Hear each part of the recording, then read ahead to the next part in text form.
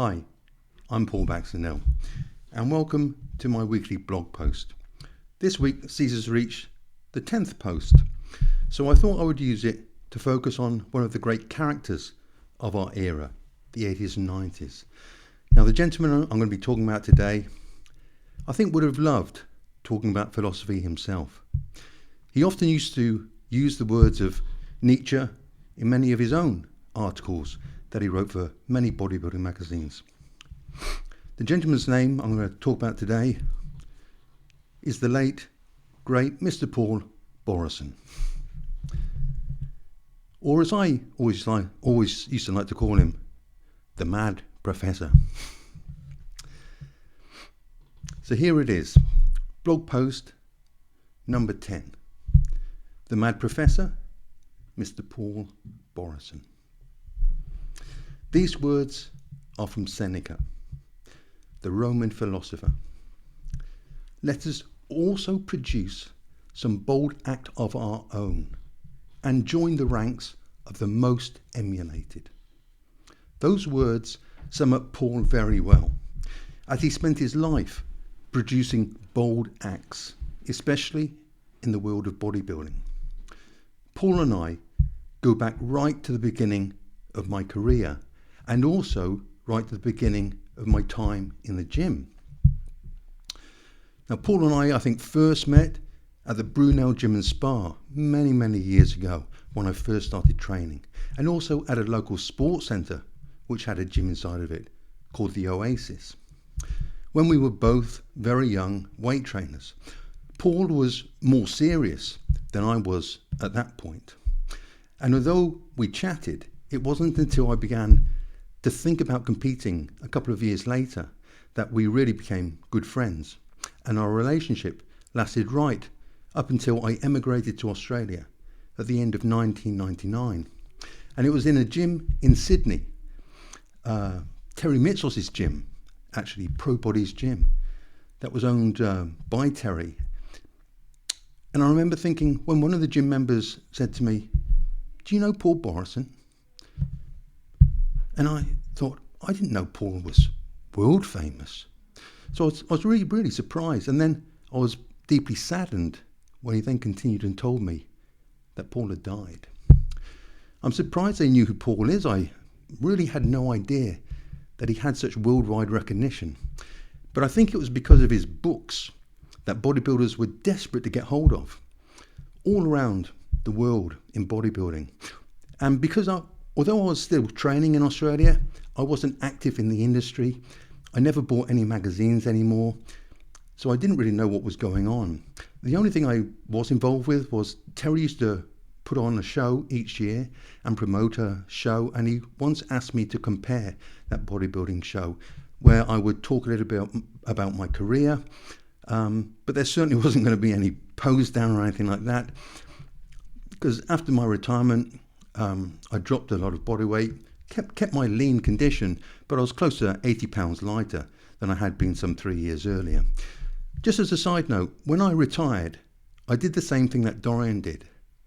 I came off of all anabolics completely from day one, cold turkey as it were. There was no PCT or gradual weaning down of my levels of exogenous testosterone. It was a case of me telling myself mentally, I finished, I'm retired, I'll stop using these completely from today. Surprisingly, there was no massive psychological shift, no depression, no physical or emotional changes, except obviously a dip in my own testosterone levels and libido, as they had been suppressed for quite a few months due to my last cycle. But as was usual, I found that within 4 to 6 weeks, my own natural testosterone kicked right back in again. And although, yes, I was weaker and smaller, I also intentionally dropped my body weight, as I no longer wanted or needed to be 310 pounds anymore. In fact, I was looking forward towards a new career, and I wanted to be healthy and still look lean and sharp, but I had no psychological problems coming down nearly 80 pounds. In fact, many people preferred the new way that I looked. I just saw it as playing a new role, a kind of acting role, reinventing myself. Now, that's what I told myself, and it became an adventure that way instead of a challenge. Anyway, going back to the lads at Terry's gym asking me about Paul. When I told people he and I were friends, it was almost the same as me telling them that I was friends and trained with Dorian. I remember being truly very upset when I heard that Paul had passed, because we had been friends such a long time and he'd helped me out right from the start. But at the same time, in all honesty, the news didn't surprise me, as I had begun to see his downward spiral the last few years before I left the UK. He was a passionate man and obsessive, a bit like myself, and for whatever reason, he had chosen something very negative to become obsessed with. It was worrying and frightening to see, and there was very little anyone else could do to help him. The only one who could was Paul himself. Our actions are always our own responsibilities. As Marcus Aurelius said, those obsessed with glory attach their well-being to the regard of others. Those who love pleasure tie it to feelings, but the one with true understanding seeks it only in their own actions. Originally, when I knew Paul, he was working in a recruitment office, and I think he became manager pretty quickly there, and he worked very, very hard. He was a very accomplished salesperson, as anyone who met him would attest to. He was also a joy to be around, always funny, passionate, excited, and he had a love for bodybuilding that was infectious.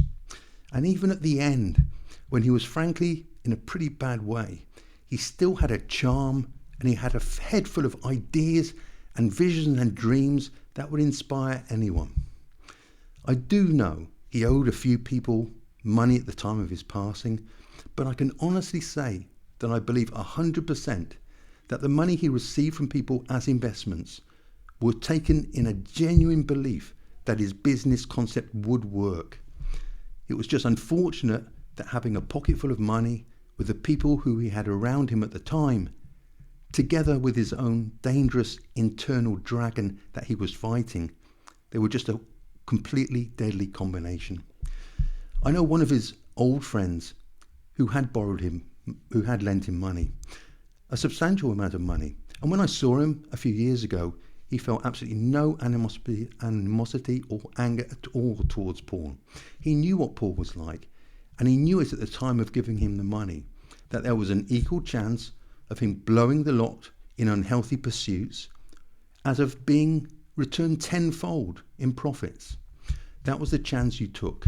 He was not a bad man nor a con artist, simply a flawed genius.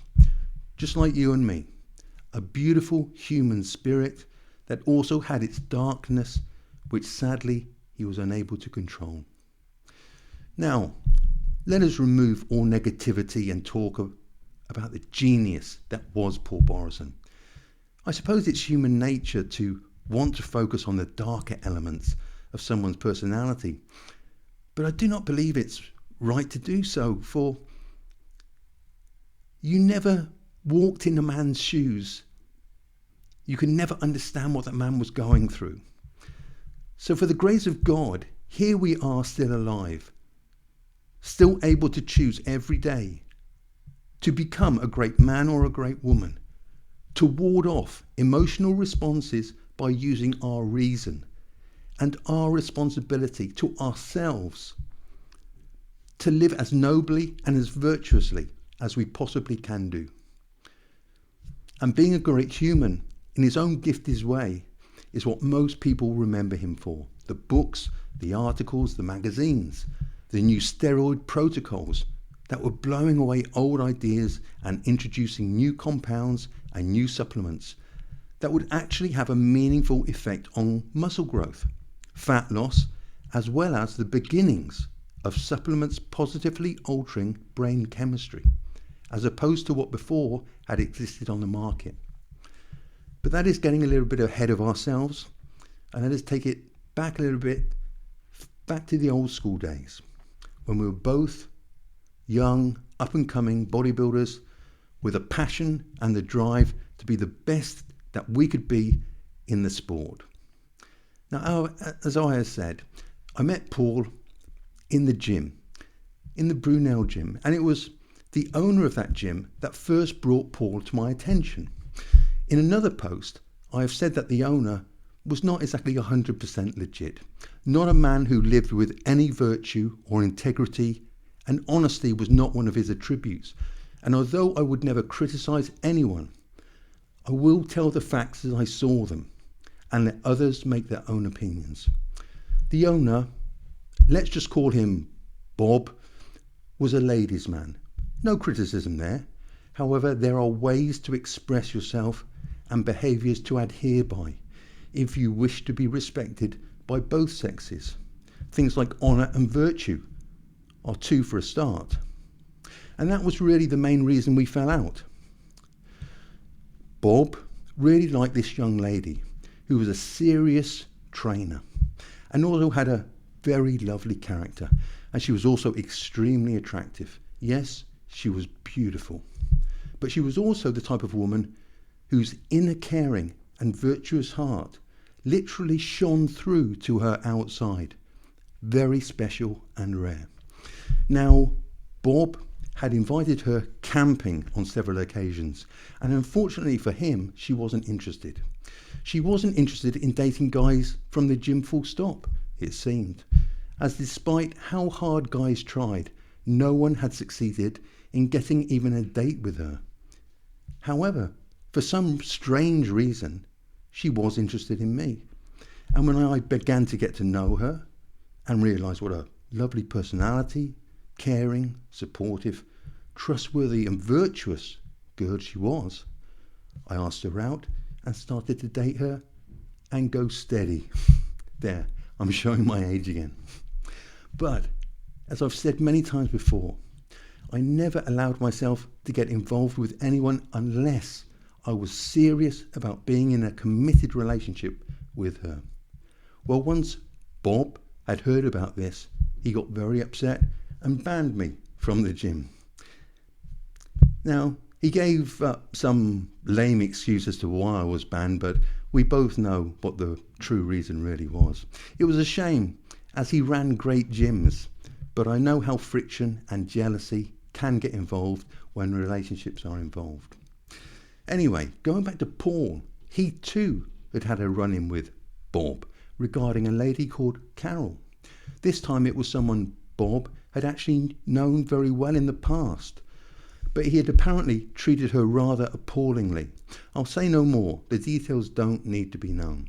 Well, Paul himself began to date this lady, who would later become his wonderful wife, and not only removed her from what was a very unhealthy environment for her, but he also treated Bob to a good lesson, locking him up in a tiny room all night until someone had came into the gym in the morning, saw him in the room and unlocked it and let him out again. As you can imagine, Paul and Bob never hit it off afterwards. But that was Paul, a man who would fight for his lady's honour and who was prepared to take action to defend it. Paul was not training at the gym that I trained at by the time I'd become competitively serious, but he was always popping into my house to talk and to discuss his competitions and his ideas for his supplement company. He was working in sales by then, travelling all over the country. But I think he was based in Bristol, as I remember him telling me he had to get up at 5 o'clock in the morning to get an hour on the Stairmaster before going into work, which could lead him driving anywhere in England, doing an awful lot of driving. As I began to climb the ladder of bodybuilding success, winning local shows and then regional qualifiers, and then becoming a national competitor, Paul became better known to me, offering me advice and often discussing with me the ideas he had and the conversations he had begun having with Dan Duchesne in the States regarding steroids and other performance-enhancing drugs. The chemical side of the sport was still very new to me. Training was always the number one aspect for me. And I began training with Dorian. That emphasis was just ingrained even further in me. And steroids were considered just a tiny part of the whole process, not the major factor that it's kind of been raised to today. But it was always fascinating listening to Paul and hearing his ideas on improving the absorption of nutrients, the enhancer in receptor sites, and ideas on how to keep the body growing all year with various protocols. Many of those ideas and concepts can be found in his books, which were bestsellers and are now totally out of print and very much sought after. But in reality, most of it was pseudoscience and pure experimentation, to be fair. Although he always was the first to experiment on himself. Of course, when Paul's name is always mentioned or used to be mentioned, anabolics and performance-enhancing drugs were all people wanted to discuss. But Paul and I were different. We rarely discussed them. He knew I was under the tutelage of Johnny Fuller and then Dorian, so I think he realised that I would be around the right people anyway to get any advice should I need it. Much of it all was really marketing and experimenting. But I was already growing like crazy on the very low dosages that I'd been advised to take. So I think he felt he didn't need to BS me, because it's fair to say that many people in the sport obsess about the drug side, and he was merely exciting them with his stories of crazy stacks. That side just didn't turn me on. It was the training intensity I loved and the nutrition details I was fascinated by. And really, if you're seriously interested and invested in becoming the very best bodybuilder you can be, then experimenting with anything that advocates very high dosages is the very last thing you should do.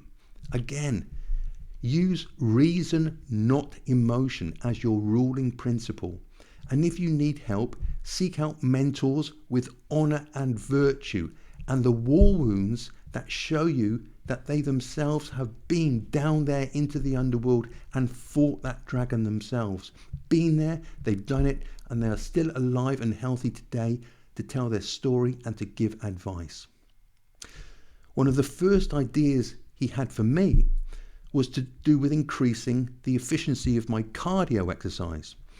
Now, this may seem crazy to many today, but you have to remember this was at a time when nothing was around, when everything was trial and error. Even Dorian invited Paul into his home to talk about supplementation with Kerry Case. So that should tell you how persuasive Paul was as a salesman and as a person with novel concepts. He told me about seeing the Sandow trophies on Dorian's mantelpiece, and it was at that time that he created chemical warfare products with Kerry Case. Now, the idea on cardio was to use Champion Nutrition's energy powder. Now, Champion Nutrition would later sponsor me and send me to FIBO as their guest bodybuilder one year. Now, what a fantastic week that was, and very much worthy of a blog post all on its own. Well, he'd used their pure carb powder before his cardio, and Paul had trialled it during a prep and found that he'd been able to do 1 hour's cardio after taking one scoop rather than the half an hour cardio that he normally did without taking it. Now, the fact that ingesting simple carbs just before cardio would give your body some easily burning fuel rather than have to tap into stored body fat as energy wasn't even considered at that point. But it was a learning experience. I tried it for a week, but knew intuitively that it wasn't going to work for me. As I mentioned, I was later sponsored by Champion Nutrition and by its owner, the great Mike Zampano, also a man who wrote the Underground Steroid Handbook with Dan Duchesne, a wonderful guy. So I got to try all of the range from OptiMet to ProScore 100, great protein products, and I really loved the range. But the idea of taking a pure carb powder, which was really developed for cyclists, never appealed to me. If I was doing cardio, then ingesting carbs right beforehand just didn't make sense.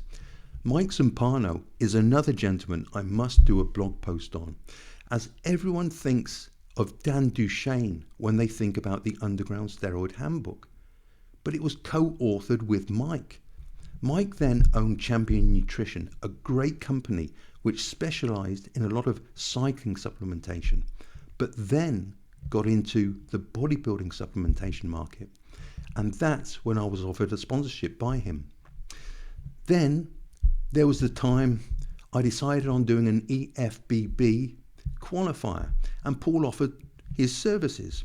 Now this was before I had Dorian to guide me.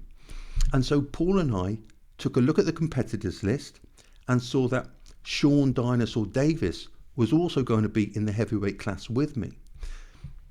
A man I knew I wouldn't be able to stand next to in terms of muscle size or mass.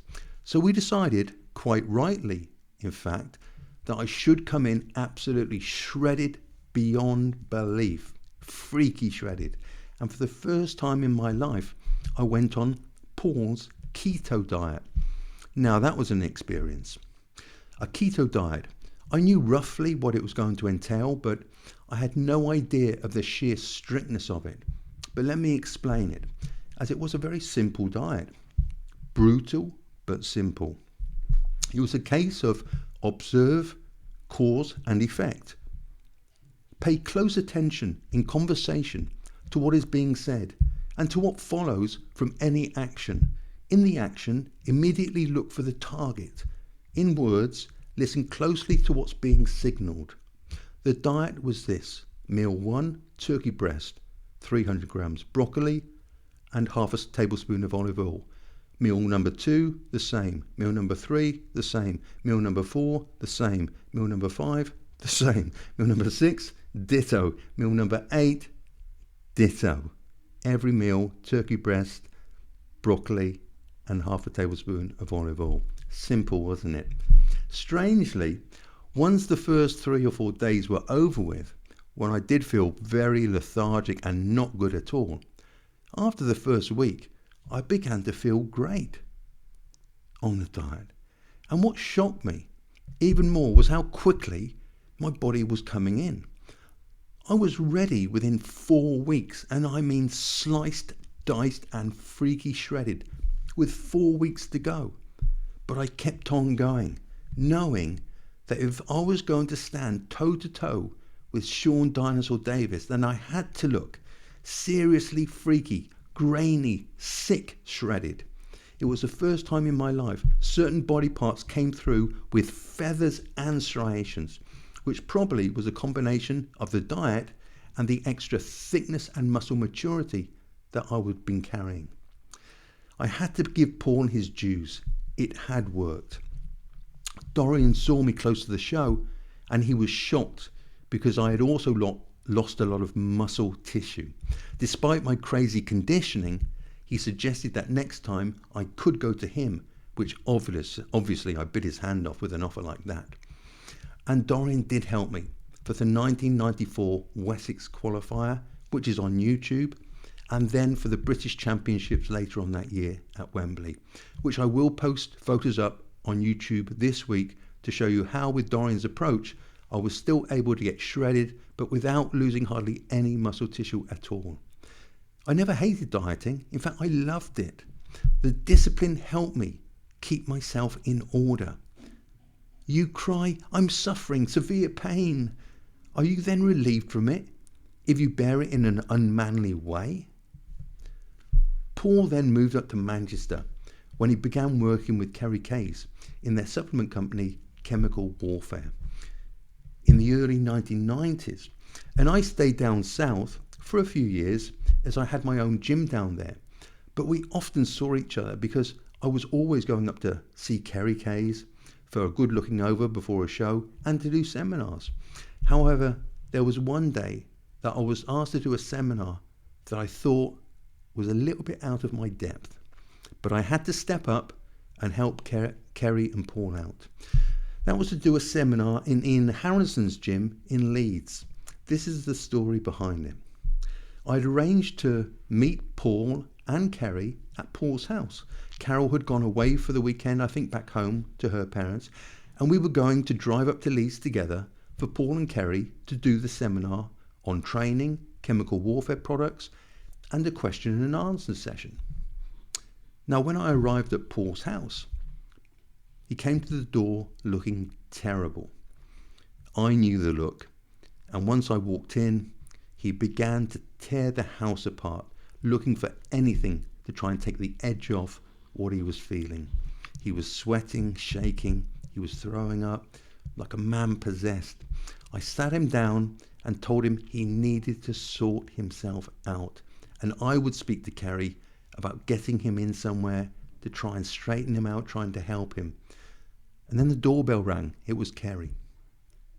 Kerry looked in, he took one look at Paul, shook his head and turned to me and said, "We'll get him sorted later, Paul. I suppose you're now doing a seminar with me in Leeds." Are you okay with that? How could I say no? It was Kerry. My only saving grace was that I was training with Dorian at that time, so I could relate my Temple Gym experiences in terms of training advice, and I knew the product range inside out. As I sold it down south, I was one of Paul and Kerry's very first distributors of chemical warfare in England. So off we went in Kerry's Jag with a personalised plate, KK1. Now that was some car and some drive. We arrived at Ian's gym and he made us so welcome, not perturbed in the slightest that I was there instead of Paul. Well, the seminar was a great success and Ian a true gentleman. Seriously, what could I tell members of Ian Harrison's gym that he didn't already know? But he was gracious enough to give me every respect, and I'll remember that forever. Indeed, Ian and I are still friends to this day. Ian is now living in the States after an incredible career and runs the PCA USA Bodybuilding Federation. Hi, Ian. The person who follows reason in all things will have both leisure and a readiness to act. They are at once cheerful and self-composed. Now, I can't talk about Paul and not tell you a little bit about chemical warfare and the innovative product ideas that they had. They got made up and they sold as part of their incredible range. It's difficult to express just how explosive these products were on a market that was just full of the same old boring protein powders and carb drinks and desiccated liver tablets. Let me just outline one or two of them for you. They were sensational and they worked. One of them was one of the first ever pre-workout drinks available. A couple of years earlier, Dan Duchesne had come out with his own patented formula called Ultimate Orange, which was loaded with ephedrine. It was basically the old ECA mix that we used to have before our leg and back workouts. But he had made it into a drink. It was quite bitter, but it had an orange flavour. But wow, what a kick in the arse that was for your workout. Now, Paul had obviously wanted to do something similar, and he produced Battle Zone. Again, a fully ephedrine-loaded pre-workout in lemon flavour. That tasted even better than Ultimate Orange. It was cheaper and kicked just as much arse, if not more. I'm sure back at the start, Paul and Kerry were very generous with their dosages of the key ingredients. Now, at my gym, nearly everyone loved Battle Zone before their workouts. In fact, it became so popular. I had guys coming in on a Friday night before going clubbing to grab a couple of servings of Battle Zone before going out. I guess at least it was better that they knew what was in it rather than buy something off the street and not know what was in it. And it was 100% legal for a while until the government banned ephedrine, because it was a supplement that worked. You can't have that now, can you? Now, the other product that springs to mind was a weight gainer called Dog Food. Yes, they all had crazy names and the packaging was white with a skull and crossbones on the front. I remember once a mother had called the police as she thought her son had bought some illegal bodybuilding poison or product. It even got on television because of that. Great marketing. Oh, there was Genesis, a pure whey hydrolysate powder. That was the best quality protein that you could buy then. Cyprus, named after the Greek three-headed dog mythological beast. There was Metamorphosis, and even GHB in tubs was sold. Again, it was legal then. It was sold to help improve sleep and REM sleep at that.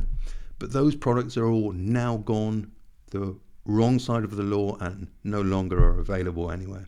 Now, Paul's marketing was superb. He was a genius. Him and Kerry produced a monthly magazine called The Governor, which had articles about every aspect of bodybuilding and the products. Now, one month, Kerry had Paul dressed up as, of course, a mad professor. And Kerry was the Frankenstein in the doctor's bed awaiting his transformation. Just pure genius. Each person's life is a kind of battle, and a long and varied one too. You must keep watch like a soldier and do everything commanded. You have been stationed in a key post, not some lowly place, and not for a short time, but for life. Paul's greatest gift was without doubt his way of explaining very complicated topics and making them easy to understand, often using metaphors to describe how a certain action worked inside the human body, whether it was the blood-brain barrier or the action of receptor sites and testosterone molecules in attaching to those receptors. Now, I won't go into his books here, as they are still available here and there around the world, but I will take a couple of his theories. Now, I'm in no way condoning or advocating their use at all. In fact, I would advise people not or never to use these ideas actually, and explain how he took them and how he marketed them in such a way, in such an exciting and innovative way, that even level-headed, very conservative bodybuilders were tempted to give them a go. Do not do the following. It's given for your entertainment only, and I say with truth that I would never ever have done anything like this myself, and I would advise, should somebody start using anabolics for competitive purposes, then to start at the lowest possible amounts and then take advice from there. Remember, I won many shows naturally against geared up competitors, so fulfill your natural genetic potential first before you try anything else. So, let's see. There was the shotgun snack. I never really understood how this one took off, but it did take off big time through his magazine, The Governor, and his style of writing that seemed to mesmerize people. The shotgun snack was basically to fill a 50ml or 100ml empty bottle used from either equipoise or maybe synthol, as that had just surfaced on the scene, and fill it instead with a mixture of various anabolic and androgenic compounds, maybe 20mg of sustanon, 10mg of equipoise, 10mg of masteron, 10mg of trenbolone, enanthate, 10mg of primobolan depot, etc., until the bottle was full. Then you would take 2 ml of the mixture 3 times a week, or as often as you liked, and your body would be flooded with a variety of anabolic compounds, but not overloaded, causing any shutdown or overspill of the receptors with any one particular type of anabolic. Now, this was extremely popular, and I remember reading about how he himself had tried it with great effect, although he did get a staph infection from one of the injections from which he was treating himself with antibiotics. Now, knowing Paul and knowing his flair for marketing, I knew that this was just one of his ideas that he'd probably discussed with Dan and had experimented on himself. It wasn't anything that interested me, simply because the chemical side of the whole sport was relatively simple, and Dorian had already explained his views and his protocols that he used to me, and they made perfect sense. And for me, ignoring a Mr. Olympia who used what would be considered tiny doses of chemicals was undoubtedly better qualified advice than someone who was regional standard at best, despite being an incredible salesman. Now, Paul would try literally anything and everything in his endeavour to become a top bodybuilder. But his discipline when it came to living, eating and mindset was just too out there to be satisfied with a Dorian-style monastic lifestyle. He loved people getting excited, and he loved seeing people improve, and he loved selling things too. Sadly, the one thing that Paul introduced to many bodybuilders in that time was Newbane, now bufene hydrochloride, a very strong opiate painkiller, which Dan Duchaine and himself were touting as a great anti-catabolic substance, lowering cortisol levels, thereby minimizing muscle loss through stress. Basically, it probably did work, but because you were too stoned, you didn't care about anything else but your next hit of Newbane. Now, he introduced it to me leading into a show one year, the English Riviera Classic, and he even injected it for me as I was too terrified to do it. The effect was almost euphoric. I remember driving down into town to the club that I worked at and just talking to people all night, and the next day I felt fine. No big deal then. Wrong. He sold me a box of the stuff and I thought to myself, this is crazy. This is costing me more than I was paying for my pharmaceutical grade Anabolics direct from a French pharmacy in Nice. No thanks, and I declined its use. Although some years later I would have a very bad run-in with it, as I tried to justify to myself its use as a stress reliever during a time when I was really just literally seeking an escape from daily stresses. A moment of weakness that illustrated to me the necessity of a noble, virtuous, personal philosophy of my own, so I was able to handle anything in life with my own mind and never again resorting to medication, legal or otherwise. I learned to become a Stoic. Many words have been spoken by Plato, Zeno, and by a whole host of excellent Stoics. I'll tell you how people can prove their words to be their own. By putting into practice what they have been preaching. Great words from Seneca. Don't talk your philosophy, live and act by it. So I stuck with my normal products, which came directly from a French pharmacy and included many awesome products no longer available today, and all pharmaceutical quality. I had gone on a holiday one year to the Cannes Film Festival, and I'd been treated and admired like I was one of the film stars themselves, with crowds following me down the beach. And I'd met a great guy who owned a pharmacy who offered to assist me in my career by providing me at cost price everything from parabolon, testosterone heptalate, injectable aminos, vitamins, anything else you could think of. It was a great contact. Just a really friendly pharmacist who was assisting top athletes with legal products of top grade quality around Nice and me in the UK. And I tried to do my bit by helping one or two friends by passing on these great products.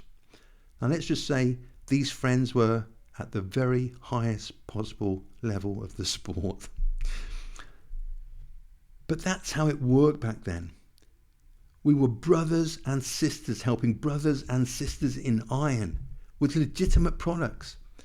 I often wonder when I read about the amounts used today, whether what they are using is really real or legitimate. If we use 300 milligrams of Primo Depot a week for the biggest show of the year, together with 500 milligram to 750 milligram tops of testosterone, and put on stage physiques in excess of 250, 260 pound of granite hard shredded muscle, can people really need anywhere up to 10 times the amount and produce lesser and softer physiques? As Dorian always says, anyone can get shredded if they're prepared to work hard enough. And I do wonder whether the work ethic is as strong as it used to be. People tell me they train hard until they train with me. People tell me they diet hard until they stick to one of my diets. And it isn't rocket science, it's grafting hard. And Anabolics will obviously have to be a series of blog posts all of their own, as I want to be honest and open and truthful about what we guys really took in the 80s.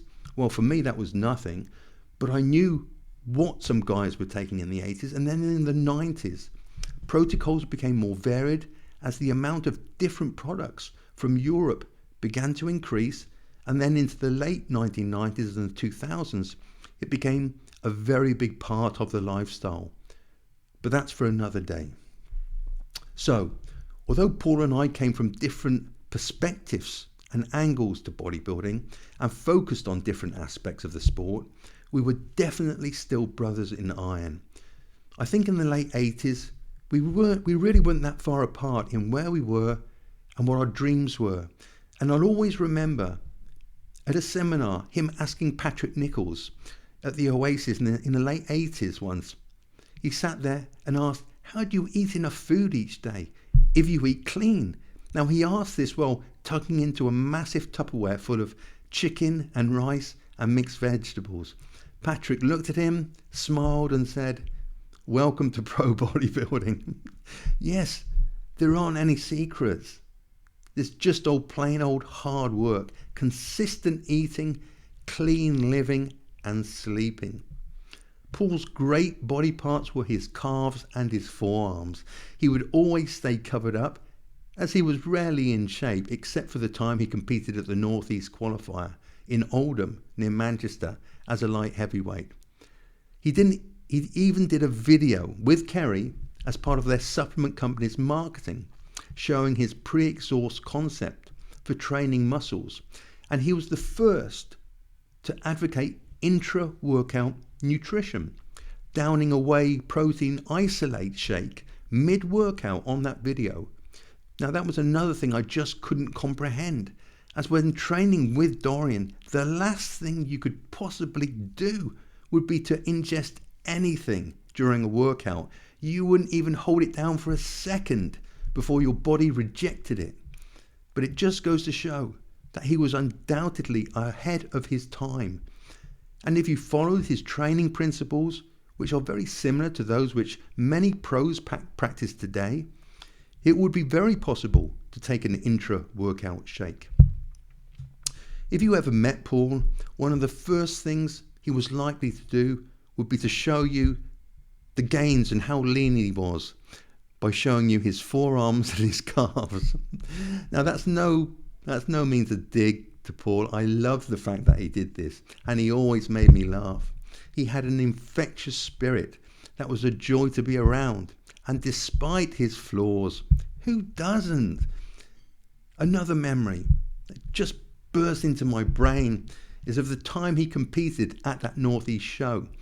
He came in on a keto diet and very flat. So after the weigh-in, despite the fact that he only had a couple of hours before he went on stage, he went on a carb load like I couldn't believe. He was downing carb drinks by the bottle in an attempt to refill his glycogen levels within the 2 hours before he went on stage. Unfortunately, although he was probably 5 or 6 pounds heavier than when he weighed in, his stomach was so distended because of the fluid that his physique looked worse than before he weighed in. Still, he won his class and he qualified for the British, where he vowed he would compete as a heavyweight, putting on the extra muscle in the couple of months before the finals. Pure Paul, always a visionary, a dreamer, a man who pushed his limits to the edge and beyond. Sadly, he also had an addictive personality, and that combined with his greatness gave him the external relief from stress and pressure that he put himself under at the other times. Despite help more than anyone could ever know from Kerry, The man is a saint. Kerry is a saint and should be recognised as not only the father of bodybuilding in the UK, but as the saviour of so many lives too. Paul's self-destructive streak was all too powerful, and yet there were still times when the genius would show through again and again, and when he did, people flocked to him to support his latest business venture or idea. The last business I heard of was Biohazard, which he attempted to take off from where chemical warfare had left to go mainstream. However, as quickly as someone invested into the business, the money was spent, and unfortunately not on stock. Paul, just like all of us, had his demons. I am no different. You very possibly are neither. And some people lose their fight with the dragons, and some win them. Paul sadly lost his. But to me, I will always remember him as the full of energy, passionate young man who had a head full of ideas and visions. Remember that your ruling reason becomes unconquerable when it rallies on itself, so that it won't do anything contrary to its own will. Even if its position is an impenetrable fortress, a person has no more secure place of refuge for all time. Remember my video on my website? Life's dragons are truly real. They have to be real. Otherwise, the golden prize at the end of the quest wouldn't be worth it in reality. Paul was on his quest, and he died in his struggle with the beast. But at least he was living his life, and he was on his quest. As I said at the start of this post, I was training in Terry Mitchell's gym in Sydney, my regular gym when I lived there. When one day a friend asked me if I knew Paul Borresen, I said, yeah, he's an old friend. When he told me that he had passed the day before due to an overdose of pain medications, Paul had broken his back. Now that's another story. And he was living in constant chronic pain. And he was taking morphine to control the pain. It appears that one night he just took too much and passed, leaving his wife Carol, a beautiful, wonderful lady and a superb bodybuilder in her own right, national champion and one class act, and two beautiful boys. I don't mind admitting my heart tugged at me that day, prompting my mind to recall all those times gone by, but more for a friend that had given so much passion to the sport, to me. He had been part of a golden time. He had given me laughs and he'd given me love. He may be criticised for many things, but who can't be? But his love for his wife and his children were without question. How can I say that when he self-destructed? Because I know all too well the hold of addiction on a personality like Paul's. He had a tremendous fight with the dragons within his own mind, and sadly, as sometimes happens, he lost. Now he's missed to this day, but there is so much more to the story of Paul than what I have shared here today. So let's return to Paul another day and help keep his name echoing through eternity for what he gave to so many people. And next time, maybe let's take a look at some of the ideas and the protocols that he did experiment with. His books, The Big Secret, The Anabolic Edge, and then Over the Edge, his various articles for magazines, and also what we discussed personally. Again, the more I remember about Paul, the more I can't help but wish I had remained closer to him.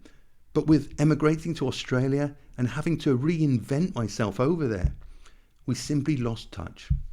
And I moved out of the bodybuilding world and industry for about 5 years. Okay, let's wrap this up for today, or it could go on for hours.